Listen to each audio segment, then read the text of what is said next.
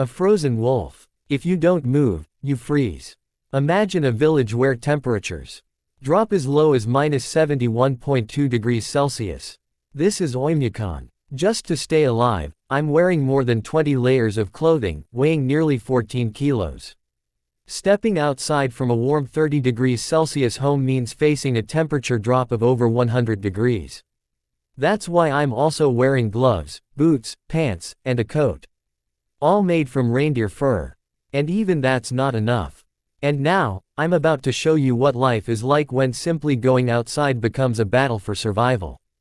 Within seconds outside, ice crystals start forming on the eyelashes and the skin starts to sting. The village feels like it's been abandoned. The cold burned my finger. The cold doesn't just affect people and wild animals. It stops everything from functioning. Phones don't work properly and often shut down. Cars left outside freeze in just a few hours. Since the ground is always frozen, no fruits or vegetables can grow here. We boarded a plane in Moscow. Flying east for 7 hours to Yakutsk. From there, we covered an 18-hour, 900-kilometer road trip. It's 2 a.m. and we've finally arrived at the coldest village in the world. The thermometer reads -60.5 degrees Celsius. When we stepped out of the car, it felt like we were on another planet. The hairs in our nose were frozen, and we felt them prick with every breath. The dry air makes us cough uncontrollably. Oymyakon is home to around 800 people, spread across 1.5 square kilometers. Seeing anyone else outside is almost impossible. As if time itself is frozen in this place. It's really cold. We have been walking around for about 15 minutes. As you see, my friend's eyelashes are full of ice. You can see another ice droplet on his upper lip. Oymyakon, our land surrounded by mountains. It gets brutally cold here. The temperature drops to -63 degrees Celsius or even -64 degrees Celsius, because Oymyakon is located in a basin. There's hardly any wind. The cold just settles in and stays. In this region the ground stays frozen all year round. This layer of frozen earth is called permafrost, and it can reach hundreds of meters deep. To survive the cold, the villagers built a central heating system. A single coal-powered boiler sends heat to most homes through pipes.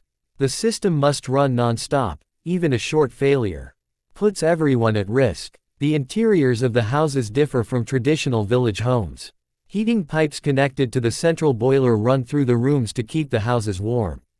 To build on the frozen ground, thick wooden beams are first laid down to create a flat base.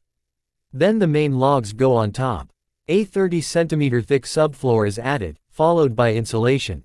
And finally the finishing floor. Each wall is made of 7 layered materials. There is wood on the outside, then basalt wool as the main insulation barrier.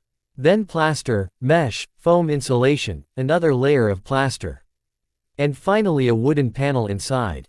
The windows are triple glazed, forming a vital barrier against the bone-chilling temperatures, and the attic is insulated with sawdust and soil. Combined with a stove or heating system, this setup keeps the residents warm. In nearly every building, the entrance room is intentionally left unheated. We freeze everything in the front room. Look at this refrigerator, natural. Here, I have frozen milk and frozen meat that I store in the cold. As you can see, these first 2 rooms at the entrance are used for storage and as a refrigerator. These unheated rooms also serve as a buffer against the freezing cold. You can see ice and snow covering the interior of the room, especially the ceiling. In Oymyakon the day begins early. Yevdokia is already at the barn. Cattle farmers here wrap a cloth around the cow's udder to protect the sensitive tissue from frostbite, and to keep it clean. The udder isn't at risk of freezing anymore, but once the milk starts flowing, we have to be careful. Because of the extreme cold in Oymyakon, no water pipes run to the buildings. They would freeze almost instantly. The cows must step out into the cold every morning and make their way to the river to drink. One by one, they step into an icy hell, moving quickly, knowing they must return before the cold becomes too harsh. Their hair became crusted with ice almost immediately. This part of the river is not frozen because it is coming fresh from the mountain. Underground spring water meets with this river and keeps this part of the river unfrozen. Then all of a sudden, my whole face went numb. I couldn't move the muscle on the left side. Like I was having facial